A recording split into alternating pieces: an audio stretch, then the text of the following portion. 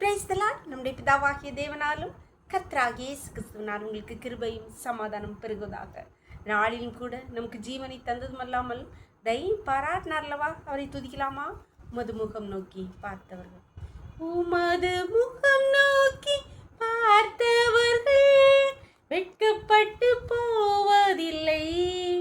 உமது திருநாமம் அறிந்தவர்கள் கைவிடப்படுவதில்லை. நம்பினோரை நீ மறப்பதில்லை. உம்மை தேடி வந்தோரை வெறுப்பதில்லை. உமது முகம் நோக்கி பார்த்தவர்கள் வெட்கப்பட்டு போவதில்லை. உமது திருநாமம் அறிந்தவர்கள் கைவிடப்படுவதில்லை. ஏழைகளின் பலன் நீரே, எளியோரின் நம்பிக்கை நீரே, திக்கற்றோர் வேதனை அறிந்த உதவிடும் தகப்பன் நீரே. உமது முகம் நோக்கி பார்த்தவர்கள் வெட்கப்பட்டு போவதில்லை. உமது திருநாமம் அறிந்தவர்கள் கைவிடப்படுவதில்லை. ஒரு வேத பகுதி வாசிக்கலாமா? சங்கீதம் 67:2. தேவரீ எங்களுக்கு இறங்கி எங்களை ஆசீர்வதித்து உம்முடைய முகத்தை எங்கள் மேல் பிரகாசிக்க பண்ணும்.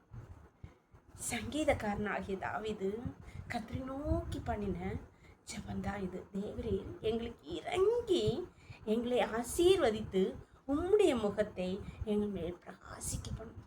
மோசேயை பார்த்தோன்னா அவன் மலையிலே தேவனோடு இருந்து கீழே இறங்கி வரும்போது அவனுடைய முகம் சூரியனை போல பிரகாசித்தது என்று சொல்லப்பட்டிருக்கிறது.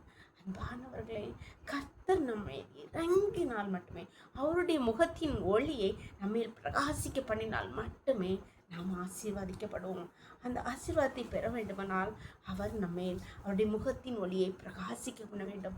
அதற்காக நம்ம கர்த்தரிடத்தில் ஜெபம் இல்லாமல் நம்ம ஒப்பு கொடுத்து நம் குடும்பத்தை ஆசீர்வதிக்க, நம் பிள்ளைகளை ஆசீர்வதிக்கும்படியாய் அப்பா நம்முடைய முகத்தின் ஒளியை எங்கள் மேல் பிரகாசிக்க பண்ணணும் என்று ஜெபம் பண்ணலாமா? எங்களை நேசிக்கிறீங்களா அன்பின் தகப்பனே? தர்மியான நாளுக்காக கூட கொடி நன்றி அப்பா.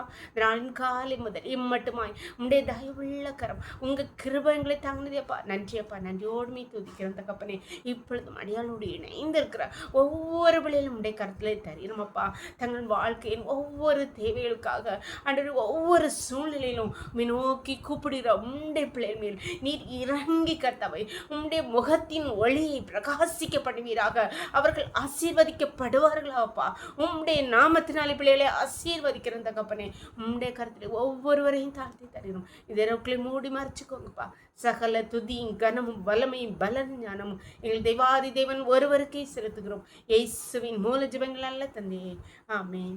God bless you. கர்த்தர் உங்களை ஆசீர்வதிப்பாராக.